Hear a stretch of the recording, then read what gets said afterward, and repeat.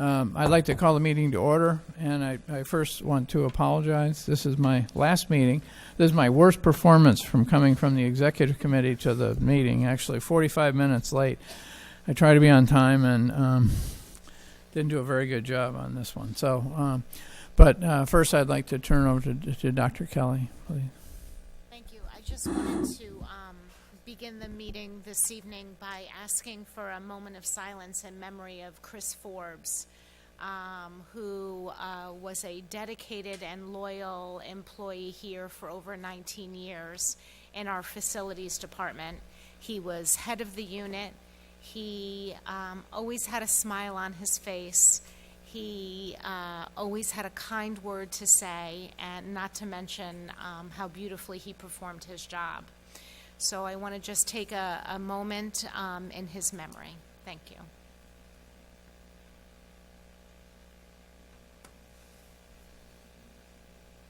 Thank you, Dr. Kelly. Yes, he was a terrific guy. I used to talk to him all the time about his Camaro and his fast cars that he really liked. It's very, very sorry to see him go. And, okay, so we're going to move right to Dr. Montesano, your report. Thank you. I'm going to first ask... Oh, wait, I forgot the minutes. First, we need to approve the minutes. Okay, do I have a motion? We have a couple of sets of minutes here. You want to do them all at once? Okay, let's do them all at once. Do I have a motion to approve the minutes? Sorry, yeah. You got a motion and a second over there? Okay. Were there any questions or comments, suggestions for the minutes? Not a one. Okay, all in favor? Aye. Any opposed? Okay, thank you. The minutes are approved. We'll go to Dr. Montesano. Thank you. I'm actually going to turn it over to John Atkinson for a moment. So thanks. I'd like to say a few words about Jeff on the occasion of his last official duty as a Bronxville School Board member. Jeff began his first term 6 years ago in July of 2012, and during his time on the board, he has served on a number of committees, including audit, finance, and negotiations. He's also served in other important roles, including the school foundation liaison, the staff development liaison, and the village liaison, among others. He's served as the vice president on the board, and as you know, for the last 2 years, he has served as the board president. While this list of involvement and leadership is no doubt impressive, I don't think it quite captures Jeff's commitment to the board and the school, nor does it capture the impact he has had over the years. Jeff is perhaps best known for his laser focus on the tax cap and the challenges the school faces every year to make sure that we continue to foster a robust and dynamic educational environment while living within the constraints of the tax cap that came into effect at the beginning of his tenure. During this time, Jeff has been a strong steward of the school's finances on behalf of all stakeholders. What you may be less aware of, but I think I will miss more than his tax cap reminders, is the steady hand that he provided on the tiller as we navigated a number of significant events over the last several years, including the negotiation and finalization of a new contract with the teachers union, the hiring of a new superintendent, and the formulation and passing of the recent $25 million bond referendum to position the school facilities for the next 100 years. Jeff has been a tremendous leader for us all, both in public sessions but also in executive committee meetings. He has been a valuable mentor to new board members as well as our new superintendent, Dr. Montesano. He helped usher in a more comprehensive and rigorous review of tenure candidates at the board level, as well as setting high expectations for the administration to shoot for in hires and tenure candidates. While his time on the board has been only 6 years, the impact of his efforts will be realized for many more. And for this, I am thankful. So, Jeff, from all of us at the board, we thank you for your time and effort and wish you well in your next endeavors. Hear, hear.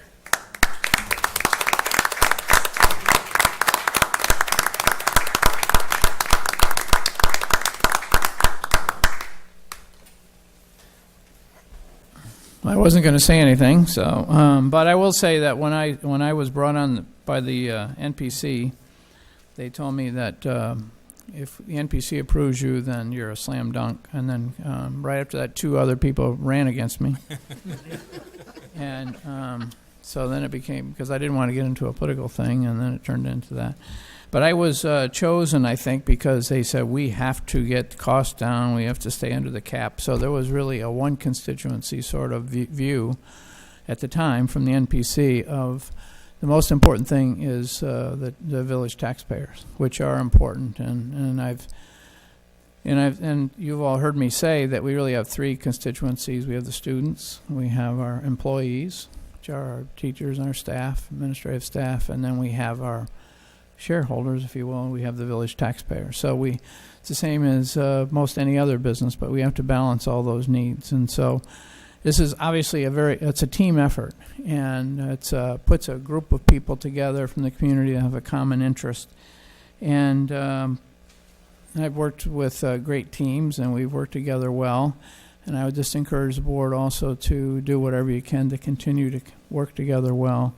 That doesn't mean everyone has to agree on everything, of course, but bring those opinions in and work them out together. And so I've enjoyed it. I think that anybody that joins the board feels like when they leave, they want the school to be better than when they joined the board. I would say over my 6 years with the board, administration, and everyone that's worked here, I think we've made tremendous progress in the area of academics and electives and technology and the awards that our students have gotten and the schools that our students are going to.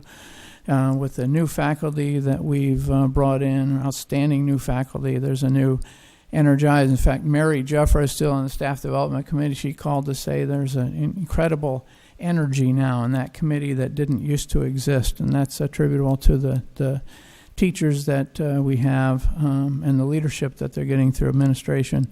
Facilities go without saying. I mean, that's been a difficult situation for 6 years, but we've made great progress on facilities, and then of course we were able to keep our taxes at an average of 1.4% over the last 6 years, and that included that 2.3 or 4% one where we got a break because the pensions went so high. So it's been a good 6 years, and I really look forward to. I know we have a great board here, and I look forward to your future success and in all of these areas. Since I still have I guess still to this today anyway, 6th grader and an 8th grader, so I'm going to be around for a while. And paying taxes for a while, too. So thank you very much, and I appreciate all the people that I've worked with, all the board members, all administrations, done a great job that we've gone through. So thank you. So.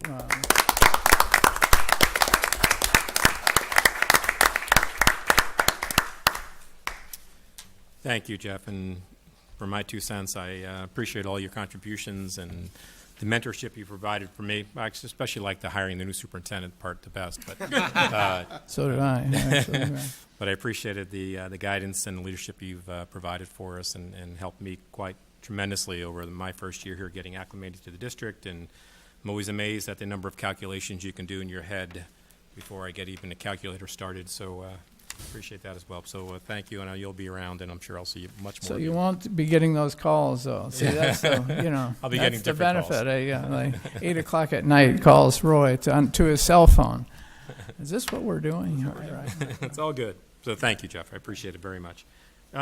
Just as the year has starting to wind down, I just want to reflect on my first year and tell you how much I appreciated being here in my first year. All the things I've heard about Bronxville being a special place and a special community are really ringing true.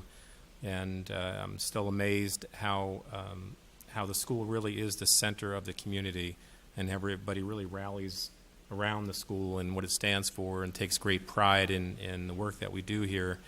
And I know I feel it as an employee of the district, and I know other people share that as well inside, how lucky we are to be here.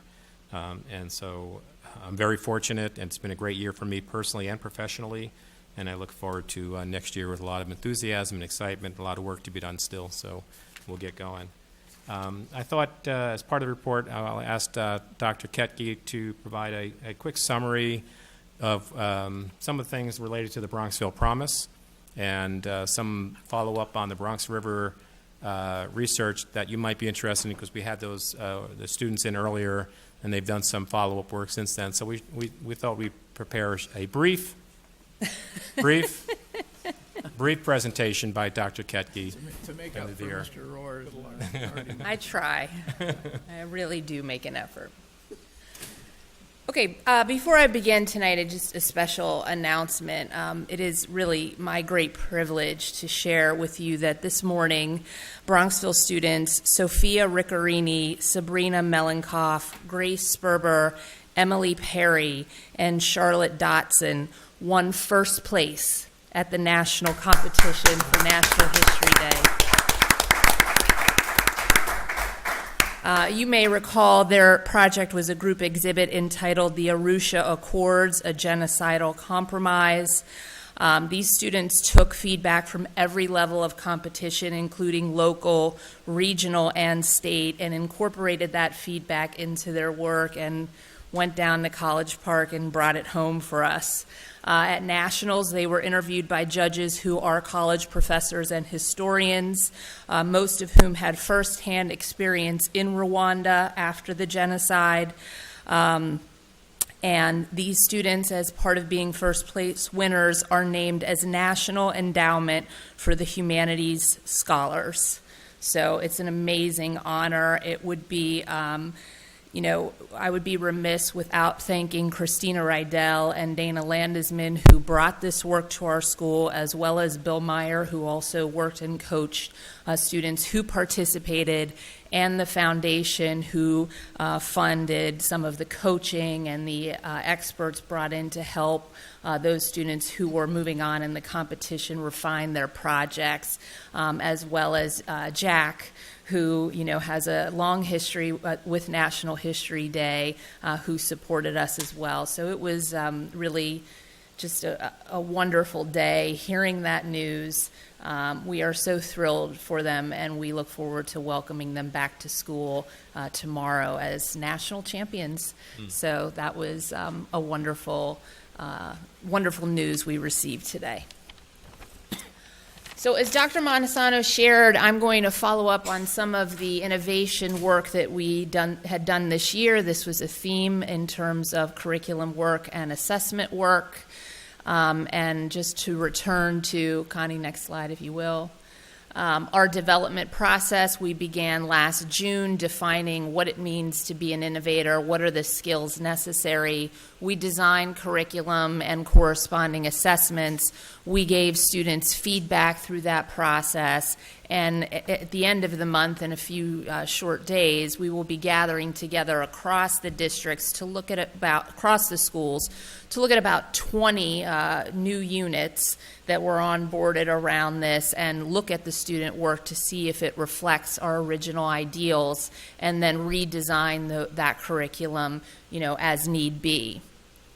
I could talk at length about all these projects. I'm going to mention just a few, but much of this work focused around design thinking. We had the good fortune of sending several faculty members to Harvard for a conference in design thinking, and these are the steps really that we ask students to engage in through this curriculum work. So in our second grade, students really thought about how they might prototype chairs that made the classroom environment more comfortable. And as you can see here, these are some amazing prototypes. This kid on the left has he can just drink from his chair, no need to get up. This student in the middle used some duct tape and soft material to prototype a chair that might be more comfortable. And this student went for a sturdier effect. And we have a little prototype of a flip chair. That one can actually flip down into a table that you can write on. And then you see a student there who created something with legs, prototype something that should be considered. So those were amazing. The students kept a lot of notes throughout their process and were encouraged to get feedback from others and refine their designs. And I believe they are, using some of these to pitch Ms. Murray and others to, take their prototypes full scale, and we'll see how that goes. But they had a great time with that unit, and really also learned the steps of the design thinking process and innovation. This one is for our middle school.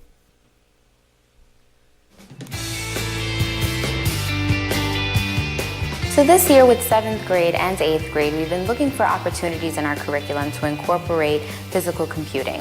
What physical computing is it takes hardware and it takes software and it kind of meshes them together. And it's really nice because us as humans, how we interact with our digital world, we're using our senses. For example, we use our eyesight, we use our hearing to interact with the world around us. What physical computing allows students to do is it allows them to engage in programming and coding and tie it together with hardware pieces, things like LED lights and buttons, LCD displays, temperature and humidity sensors, all sorts of things. And it allows them to program them using code. So it brings their code to life. This really adds a physical component to it, which really works to engage students a lot deeper into the material. Specifically, within this project, students are given a kit that comes with all sorts of sensors. After they become comfortable programming them, they combine these sensors to create an invention that serves an authentic need. And this project screams innovation. It requires students to really think outside of the box. It leaves them with a little bit of room for ambiguity and kind of it's open-ended, but it really fosters students' creativity. Students are really thinking outside of their box. They're tinkering, learning from their mistakes to create an invention that serves an authentic need. We've had students design inventions to help greenhouses to regulate the temperature and the humidity in the room.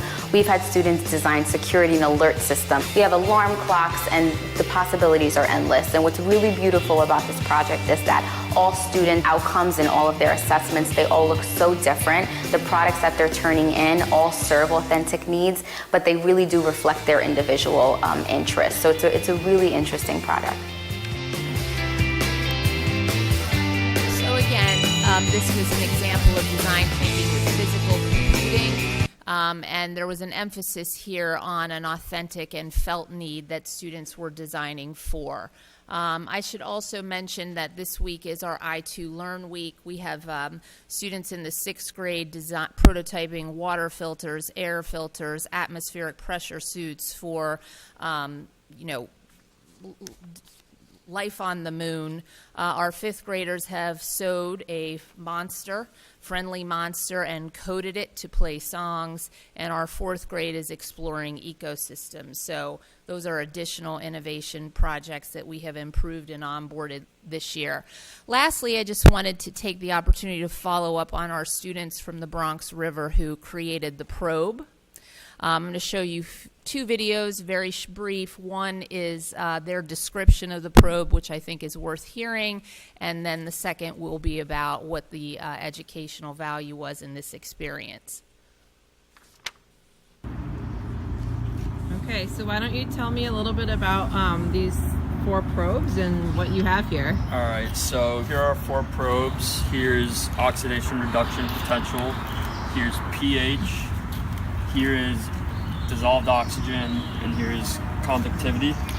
And so each of the 4 probes are connected to 4 circuits on the tentacle shield.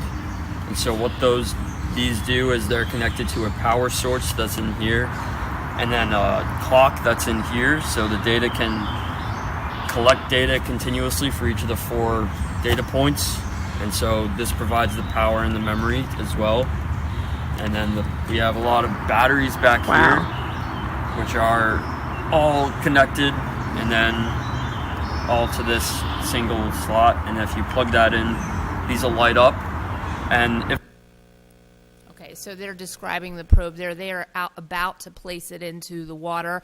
I believe it stayed in there for 48 hours, collecting data continuously, so it worked, which is good to know. And then, Connie, next slide. The kids are just describing here the meaning behind this experience.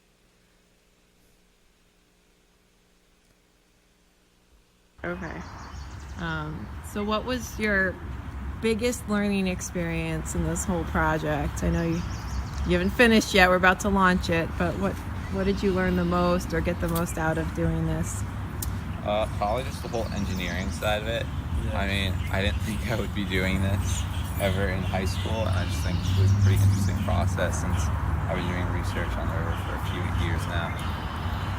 Yeah, it was definitely a great opportunity. I didn't realize how great it would be until we actually started up the project. And I agree with Joe that I think the biggest learning experience was the engineering side and the wiring that had to do with all of this and all the batteries, which I learned from Mr. Cornish. It was very helpful in the process, so I'm very grateful to him. All right, great. So they did it. We were super proud of them, and it was very exciting, and most of it escapes a lot of us, but they set out to do something, and they did it, and it's great. And much thanks to Justine McClellan and Ben Cornish, who worked with those students, as well as Lori Feingold and Nina Blauner, who spearheaded the second grade chair project, Kim Prasad, and the whole sixth grade team in the middle school, Julia Brogan, Chris Lockwood, Frank Vigiani. Many, many teachers contributed to the innovation work that was done this year, and it really is brilliant work. We're very excited for the kids to have these opportunities, and these units will stay a part of, what we're doing here. Lastly, I'd just like to mention that we've done a lot of curriculum work, but we've also, as an administrative group, thought very innovatively about how we use space, which of course relates back to the bond. Some of our processes, we've explored time and how we're using it, and hopefully next year we could talk more about that. But just how can we, be more innovative about the time we have with students and use it to our advantage. As you saw some of the work around the Bronxville Promise portfolios, we've started to think about capstone projects, and we'll continue to do so not only for our seniors, but also for our 5th and 8th graders moving into next year. So we really, pushed ourselves, I think, as a community of educators to think about what our students' futures might be and how we can give them more opportunities to practice those skills while they're here with us under our care. And I think it was definitely something to be proud of. Thanks, Mara. Yep. And I just want to extend my appreciation to Mara for leading the efforts here. She does a great job as our director of curriculum and really works hard to get the dispositions of the promise going and really making them reach our classrooms. And the last thing I want to mention is that we do have a new website. If you haven't had a chance to go see it, I suggest that you do. It's pretty nice interface, and I want to thank Jen Forsberg for leading that effort. I think it'll help us. It's a lot more interactive than the previous one. It'll be a nice addition for us. So that's it. So thank you. Okay, thank you, Roy. Dr. Kelly? Sure. Good evening, everybody. I have a number of resolutions to put before you this evening. Typically, June is a meaty agenda. We begin with certified staff. We have one teacher resigning for the purpose of retirement, and that's Mrs. Judy Visoki, who has been with us for 24 years after having taught at a private school in the city for 10. And she has certainly made her mark here over her years. She is dedicated and has always been actively engaged in the life of our school. And we wish her very well as she pursues her next chapter in retirement. In addition, we have a number of FMLA leaves, as well as before you this evening, as discussed in executive session, you have 2018-19 salaries for district office administrators, as well as the building level administrators. In addition, we have some probationary appointments that are available due to resignations and retirements. Those are items I through K. Just want to make a note about how comprehensive the hiring process is in terms of not only marketing the positions, but then having a committee review resumes and screen candidates. And when it's narrowed down to a handful, that we have them come in and do demonstration lessons so we can really see them interacting with our students.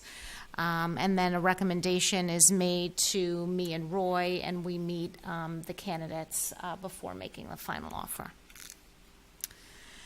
And then you'll see a number of part-time appointments. Any part-time employee in the district must be appointed annually. And then we'd like you to consider some curriculum time over the summer for our new teachers to bring them up to speed. So that would be up to 3 days in July or August.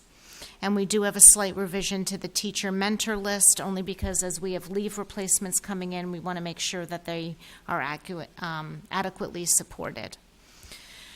Hourly employees, we have a few teacher aide resignations as well as some appointments for some summer help. I do want to point out that again this year we are hiring some of our students who are our technology help desk students, and they've been critical really in having us get all updated and ready for the new school year. A couple of new substitute teacher appointments, substitute teacher aide appointments. And then we have 2 agreements before you. We've negotiated with both the clerical unit as well as the teacher aide unit, and these were comprehensive, fiscally responsible, and fair settlements. And I know we've had ample opportunity to discuss them, and I want to thank the leadership in both of those units for acting so professionally and knowledgeably throughout the process. And then on the second page, we have salaries recommended for our 4 confidential managerial staff members, as well as our director of facilities and our 3 non-union facilities supervisors. We have a .8 clerical that we'd like to recommend, given the needs of the Office of Instructional Technology and the Office of Curriculum and Instruction and the demands in those offices. And then lastly, we have an A&A new employee, a list, slight change in the co-curricular stipends, again, due to leaves. Their stipends are being prorated. And then I ask for you to consider our special education summer program staff for this 30-day, 6-week program this summer for those students with disabilities that are found eligible. So before you, you have A through double D. Okay, do I have a motion to approve A through double D? So moved. Second. Okay, we have a motion and a second. Are there any questions on any of these? Hearing no questions, all in favor of approving A through double D? Aye. Any opposed? Okay, thank you, Dr. Kelly. Those are approved. Very good. And then this is usually the time of year I just give you a quick staffing update. And as you can see from the length of the resolution agenda, we're in good shape in terms of our new hires. All of these new hires were anticipated. We have a few more. We have 2 more teachers we're in the process of hiring, one in the middle school and one in the elementary school. And then there are a handful of leave replacements that we're going to be needing in the fall. And those are in process as well. So you might have some new resolutions come before you at the reorganization meeting in July, and then certainly in our August meeting. Any questions on any of the new hiring? Just in general, with the lower unemployment over the last, kind of 2 years, are you finding it harder to find qualified candidates for the positions you're reaching out for? Or? Yeah, I think what's been harder actually are the teacher aides. Yeah. Because there are more opportunities for them to become teacher assistants or even teachers. So I think we've had much more turnover than we've typically seen, where they come to us. They don't stay very long because they were promoted, found a position elsewhere. But in terms of the professional staff, I haven't seen much of a change in the trends. There are some specific subject areas that are historically harder to find than others. Some mathematics can be difficult. Special education can be difficult. Sometimes foreign language can, but we did very well this year, I think, with our new hires in foreign language. Okay, thank you, Dr. Kelly. Thank you. Mr. Carlin.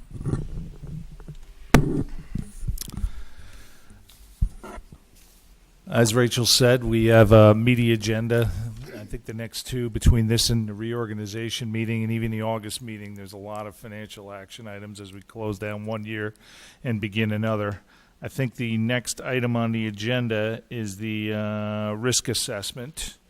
The 2017-18 risk assessment update and recommended audit plan dated May 2018, and the 2017-18 IT risk assessment update performed by Acume Partners is attached.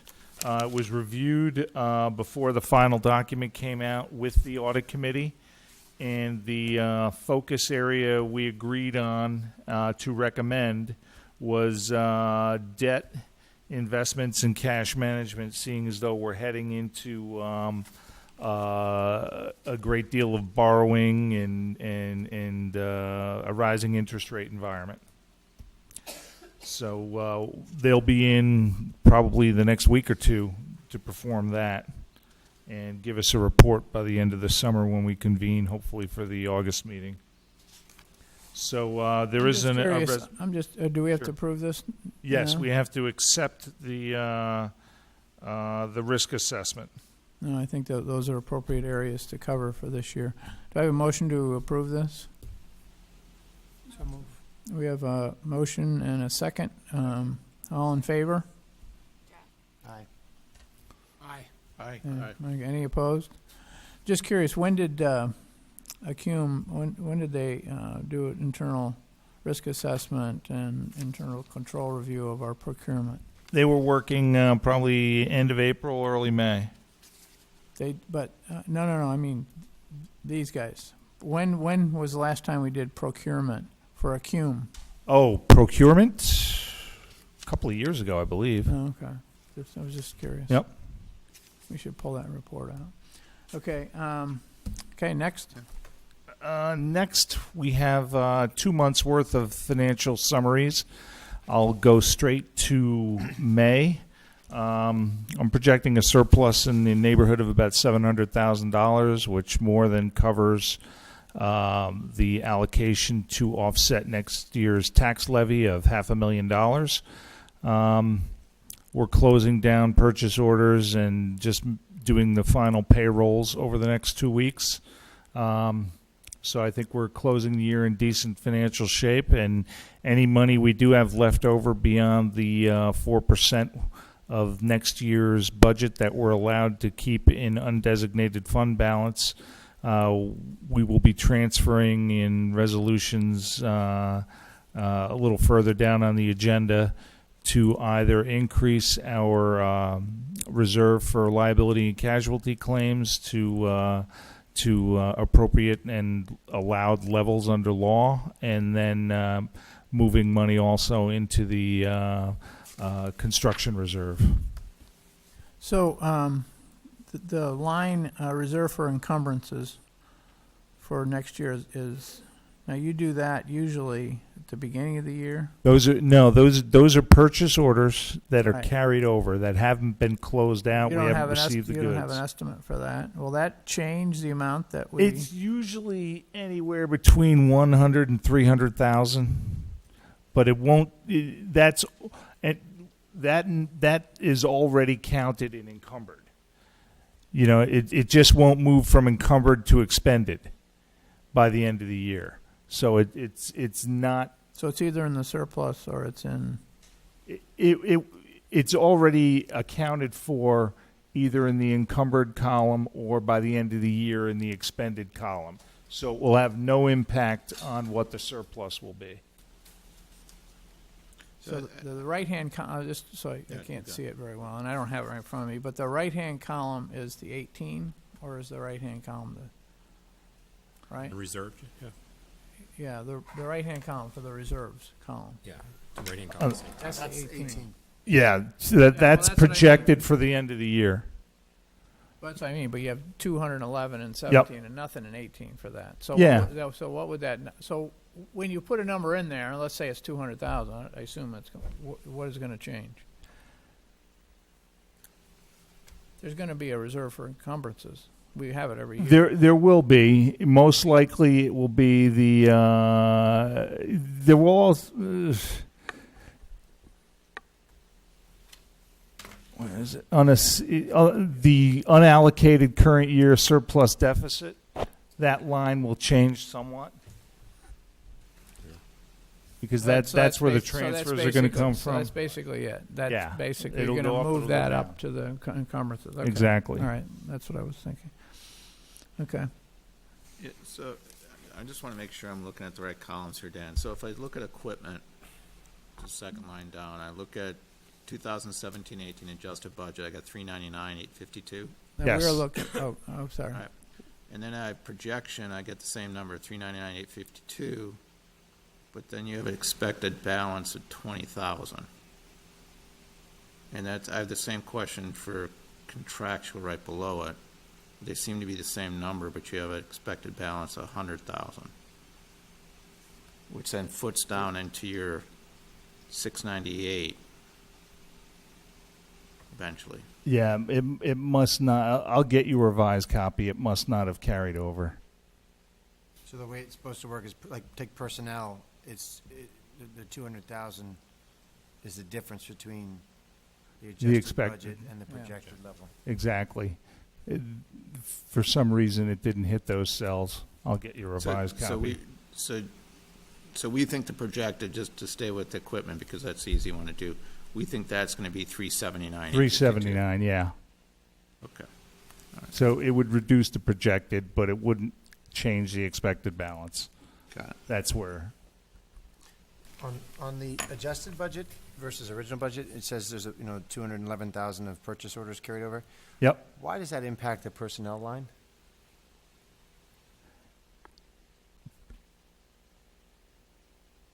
Or, I mean, it looks like it impacts just about every line. Yeah. Well, no. The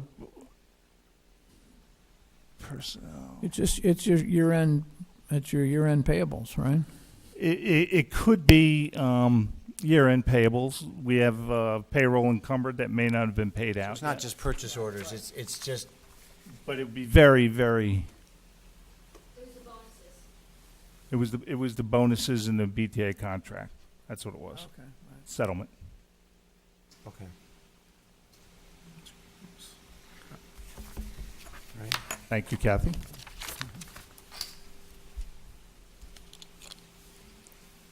So we're in good shape closing out the year.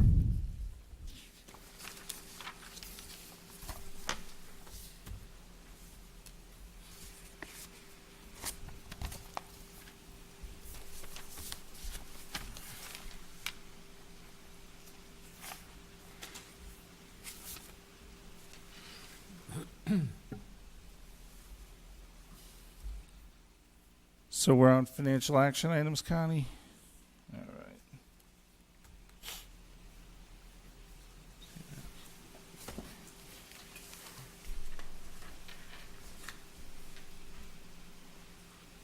Financial action item A is setting non-resident tuition rates for the coming year.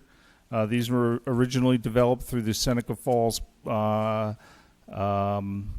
formula, which is prescribed by the State Education Department, and we're just adjusting them based on the increase in the budget for this coming year. So we have kindergarten through 6th grade, 20,220, 7th through 12th grade, 25,752, and for applicable children of teachers, 5,527. B, we are looking to roll over our competitively bid contract that was bid out 3 years ago with A&A Maintenance based on an increase in the prevailing wage, a 3.3% increase from $15 an hour to $15.50 an hour, and that's the only increase in the contract. C, we met with the finance committee and our insurance consultant on the phone to go through our insurance program. The consultant pointed out that Our flood insurance, which is the bulk of this, about $400,000 worth, is competitively bid and in the marketplace. He gets as many proposals as he can, but it's a very slim market for that kind of insurance. And the liability and casualty insurance, he goes out and procures a number of proposals, and it seems that the nicer consortium seems to be better by about 10 to 15% each year. So again, our insurance is competitively procured, and the Finance Committee reviewed this and is recommending the proposed package in your packet. D, we have 2 grants from the Bronxville School Foundation. 2 mobile virtual player remote control tackle dummies. Very interesting.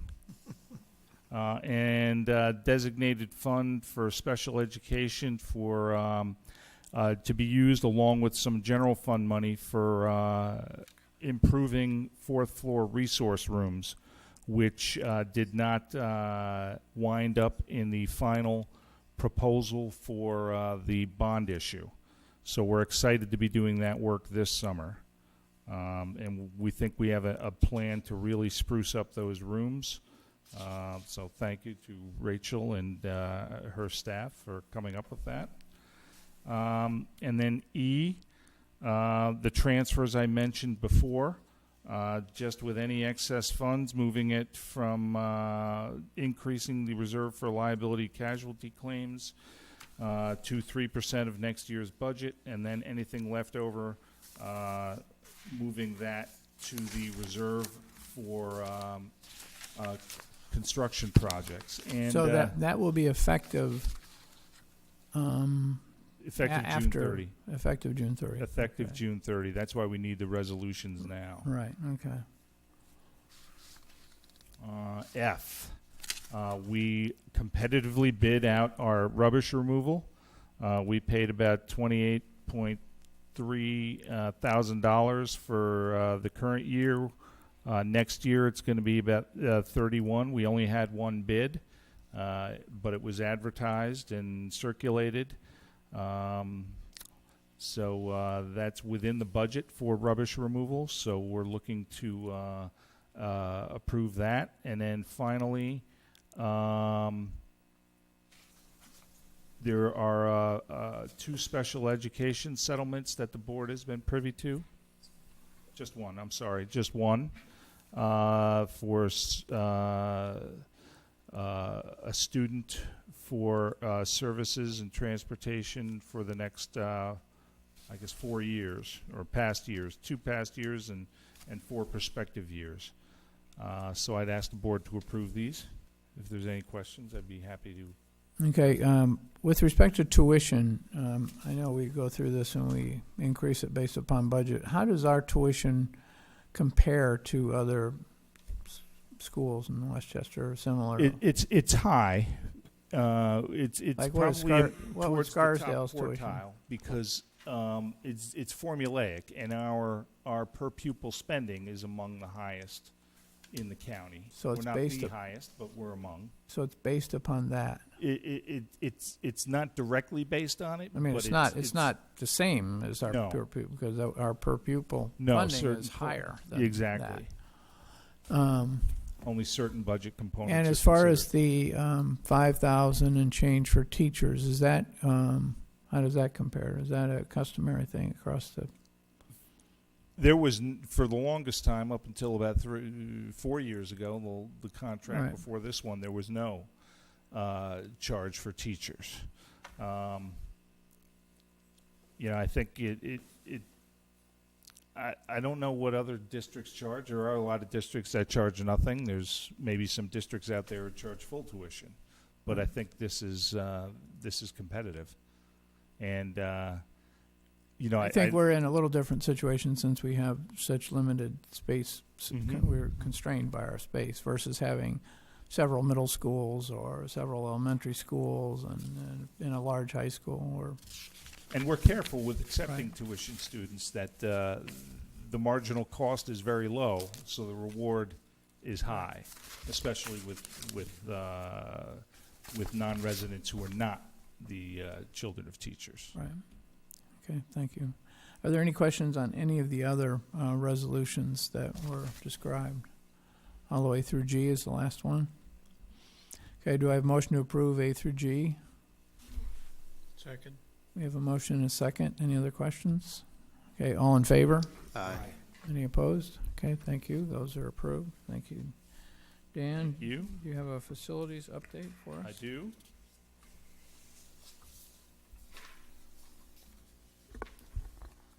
In 2 weeks, once the building is clear of children, we will begin demolition of the playground within fairly soon thereafter.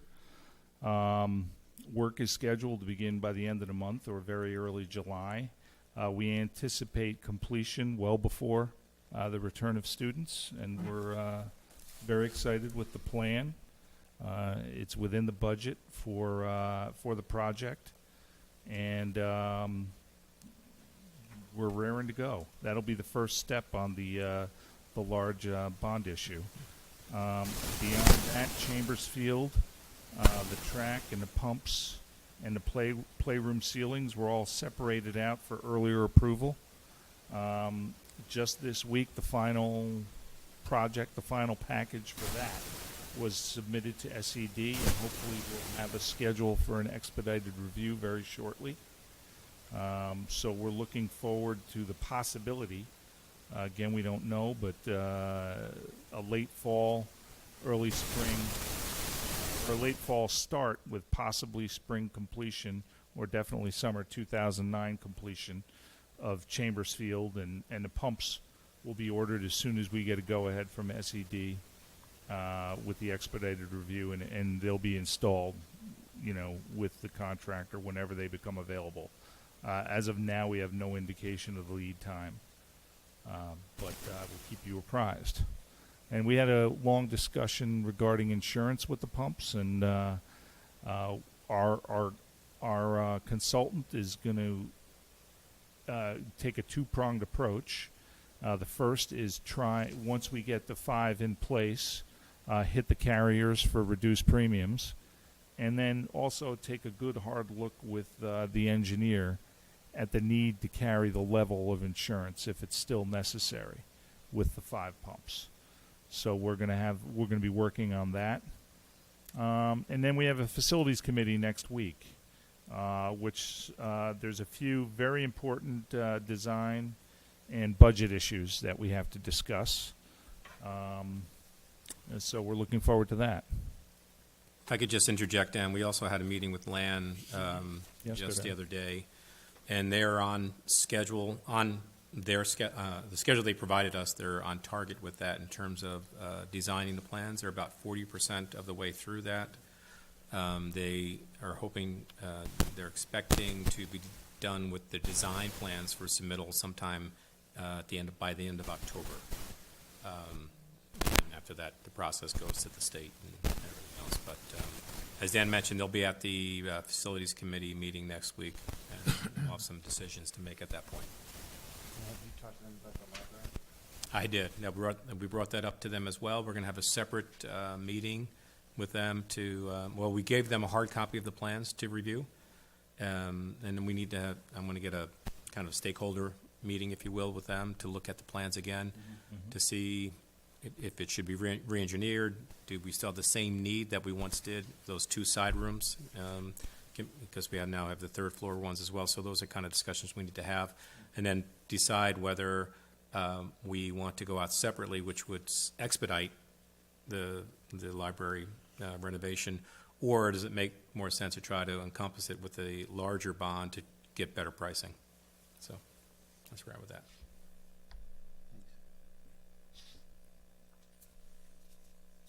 I think they mentioned, I remember it was the last meeting or the meeting before, that that the SED was all backed up and that the times to get things approved was really long. Is that still their feeling? It is, and that's why with the outside projects, SED has finally not approved. They finally gave their okay with the application on the outside projects, which means now we can ask for an expedited review of those items. And that took, just for that process, it took about 3 to 4 weeks. Because, once you submit it, then you have a bunch of questions and things you have to get in. And The expedited review was still going to be 2 or 3 months. yeah, it's going to be, probably 8 to 10, possibly 12 weeks for an expedited review. And that's just on those outside projects. So The other stuff is over 40 yeah. 40 Weeks. weeks. Yeah. Okay. So Yeah. they don't have very many people at the state to handle the workload that they have. And one of them just One of them just left, 2 of them, I think another one got promoted to a different department or something, so they're always scrambling to fill those spots. Okay, Dan, are you doing athletic mergers? Do we have to do anything, Connie, with the OSC report? No. Just No, it's report just it? Okay. Yeah, athletic mergers. Sign these are the mergers for the athletics you have to sign, if you don't mind.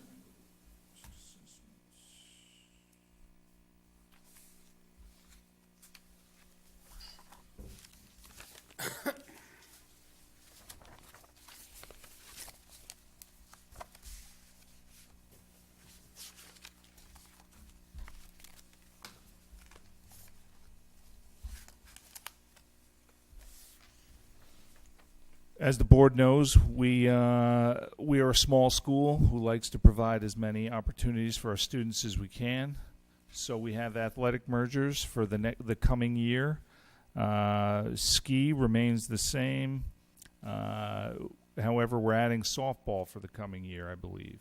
With Tuckahoe, that's new. That was this past year as well. Last year, yeah. And then hockey with Edgemont, Tuckahoe, and Eastchester. So we asked the board to approve those mergers so we can give these students opportunities they wouldn't otherwise have. Those are the only ones? We don't have to prove swimming? And That's in there. It's all in Yeah, there. it's in Oh, there. it's all in there. I Okay. didn't mention it, but Boys it's in and there. girls all are right, different. okay. Yeah. All right. Any questions about the mergers? Okay, all in favor? Aye. Any opposed? Okay, thank you. Those I are- move. was second. Okay, great. It was so fast, you almost missed it. Connie missed it. We're moving. We're like the swimmers.